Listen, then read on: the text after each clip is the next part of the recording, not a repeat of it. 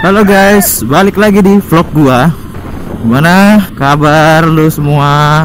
Semoga baik-baik aja ya. Karena belakangan ini udah mulai sepi nih guys. Semua sekolah sudah diliburkan sementara untuk belajar di rumah. Dan beberapa instansi pemerintah juga perusahaan swasta ada yang meliburkan karyawannya untuk work from home atau bekerja di rumah. Kali ini gue mau ngomongin motor harian yang gue pakai. Motor yang katanya adalah motor legendaris, motor langka,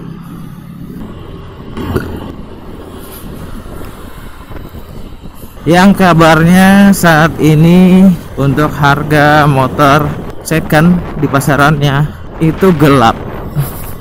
Jadi nggak bisa diprediksi gitu, tergantung kondisi dan tergantung perawatan. Jadi motor Yamaha Nuvo ini adalah motor matic pertama yang diproduksi Yamaha di Indonesia. Diproduksi tahun 2002. Generasi pertama itu dikenal dengan Nuvo Lele atau bisa dibilang Nule. Kalau orang banyak yang bilang Nule, Nuvo Lele. Iya. Tuku lele kali ya. Gue juga bingung kenapa disebutnya Nuvo Lele. Setahu gue nggak ada kumisnya ya. Mungkin mirip-mirip kali ya sama lele. Bukan mirip-mirip sama tukul ya. Nah, diproduksi tahun 2002, motor ini mengusung desain semi motor bebek tapi bertransmisi matic. Lu bisa lihat kan, bawahnya itu masih ada undakan, masih ada pembatas untuk push step kanan kiri. Nah, untuk desainnya itu memang mengacu pada motor bebek, jadi masih ada undakan pemisah antara kaki kanan dan kiri. Dan pangsa pasar yang diambil untuk motor ini tadinya adalah anak muda yang dinamis, yang gak mau repot mindahin persneling. Nah, itu pangsa pasarnya Yamaha. Tetapi sepertinya di awal produksi motor ini itu peminatnya kurang. Jadi pada saat itu pilihan warnanya itu cukup sedikit ya. Setahu gue itu ada 3 warna, hijau Tosca, gold metallic, sama silver metallic. Nah, bentuknya juga masih dengan satu buah headlamp besar di depan, bodinya lumayan besar dan menggunakan pelek alloy kaleng jari-jari. Pada tahun berikutnya di tahun 2003 sampai 2005 Yamaha mengeluarkan tipe baru untuk motor Nuvo ini dengan emblem tambahan Nuvo Sporty dengan 2 pilihan warna, biru hitam dan merah hitam, hitam merah dan hitam biru. Nah, di situ sudah ada peningkatan.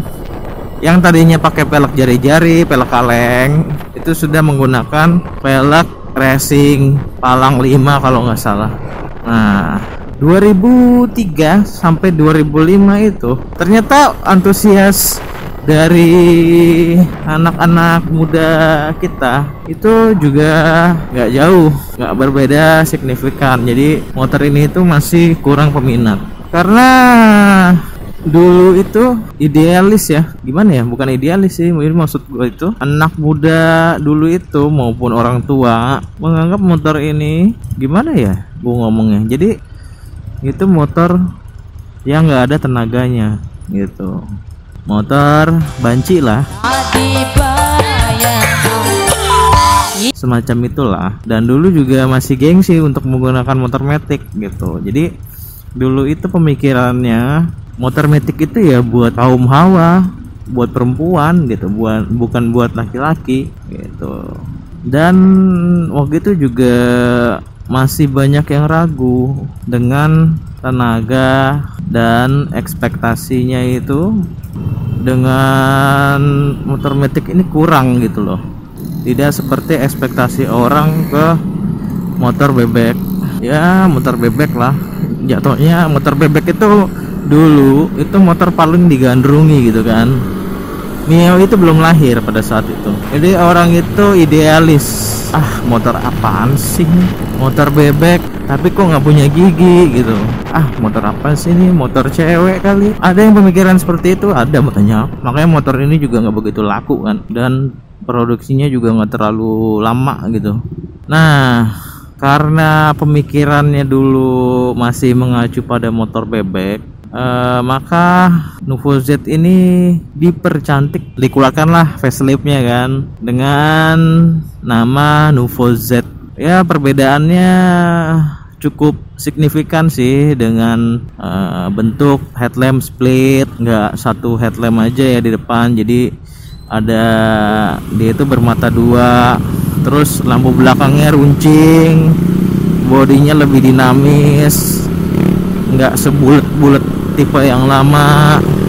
Nah itu tahun 2005 dan tahun 2007. Nah cuman di tahun 2005 itu sampai tahun 2007 itu juga ada perbedaan. Jadi untuk produksi tahun 2005 sampai dengan tahun 2006 itu teknologinya dan mesinnya itu mirip-mirip lah, masih menggunakan cuk, terus ya intinya motornya masih pakai cuk aja, belum ada ais. Jadi motor produksi tahun 2005 sampai tahun 2006 itu masih sama basicnya dengan pembuatan tahun 2002 sampai 2005, masih menggunakan cuk manual, belum disematkannya teknologi ais. Apa sih teknologi ais? Ais itu adalah teknologi Air Intelligence System atau Air Intake System yang disematkan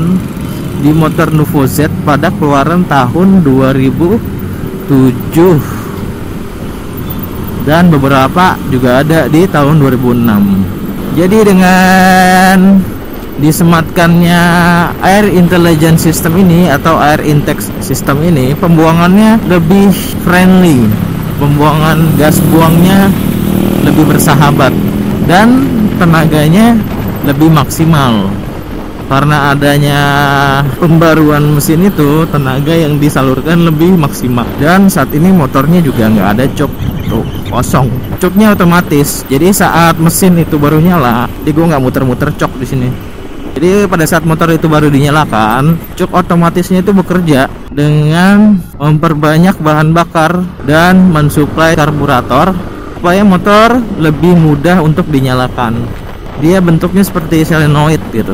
Jadi ketika di starter ada sistem mekanis seperti solenoid, seperti gulungan tembaga gitu kan. Nah gulungan tembaga itu kan panas, nah dia mekar kan. Nah pada saat dia mekar itu, dia menekan cuk untuk menambah suplai bahan bakar ke karburator supaya lebih mudah untuk dinyalakan. Motor ini tenaganya ya lumayan lah buat motor matic dengan kapasitas 113,7 cc. Tenaganya lumayan, ya kurang lebih 8,9 PS di kitaran 8.000 sampai 9.000 rpm. Torsinya juga lumayan, sekitar 7,2 Nm. Jadi untuk pemakaian harian cukup lah.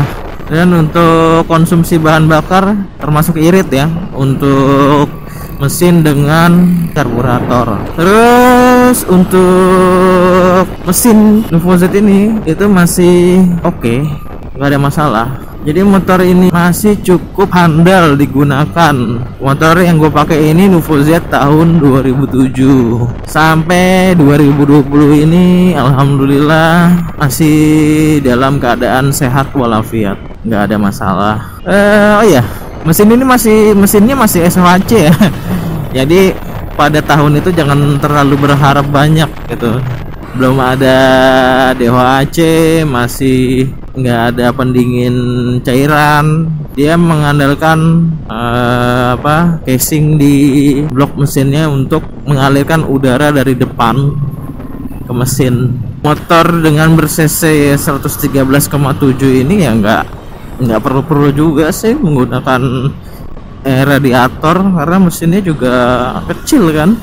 Konsumsi bahan bakar, kan motor ini gue bilang irit ya. Dalam 1 minggu itu bahan bakar yang gue isi sekitar 40.000 sampai 50.000 per minggu. Ya sekitar 40.000 sampai 50.000 lah per minggu dengan jarak yang gue lalui gitu kan. Jadi kurang lebih jarak yang gua lalui itu pulang pergi dalam sehari kurang lebih 25 sampai 30 kilo. Jadi pernah gue coba untuk ngisi 1 liter Pertalite dalam keadaan motor sudah habis bahan bakar. Pernah gue coba gue isi 1 liter. Nah, untuk 1 liter itu bisa mencapai 29 sampai 32 kilo kurang lebih, tergantung jalan ya. Kalau jalannya macet, stop and go, ya mungkin 29 kiloan per liter. Tapi kalau jalannya lancar bisa sampai 32-33 kilo per liter. Lumayan kan? Dengan kapasitas tangki bahan bakar 4 liter kurang lebih, itu bisa gua pakai sampai 1 minggu. Lumayan irit lah. Kalau Pertalite cukup dengan 40.000. Pertama mungkin 50.000 ya.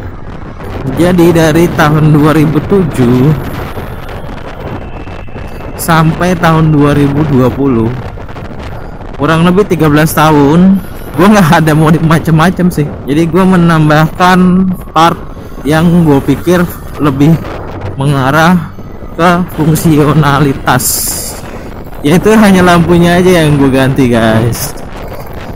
Jadi lampunya itu gue ganti yang LED, tipenya mereknya RTD 3 cc. Karena ini lampunya kanan kiri split, jadi masing-masing gue kasih yang 3 cc. Kalau 6 cc gue pernah nyoba itu terlalu terang ya, terlalu terang, sama mikanya itu terlalu panas, kasihan gitu, ntar meleleh. Jadi cukup yang RTD 3 cc, nggak usah banyak-banyak. Itu juga udah cukup terang sih buat gue. Terus ya udah itu aja yang gue rubah.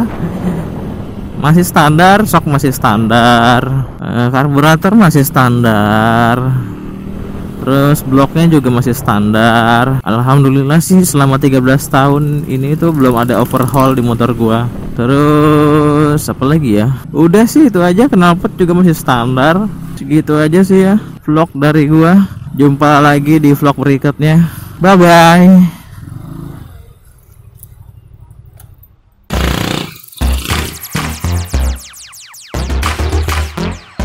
Hai bro, alhamdulillah nyampe. Don't forget share, like, and subscribe. Komen juga jangan lupa. Yang bagus-bagus komennya. Hai. Rokok. Anjing.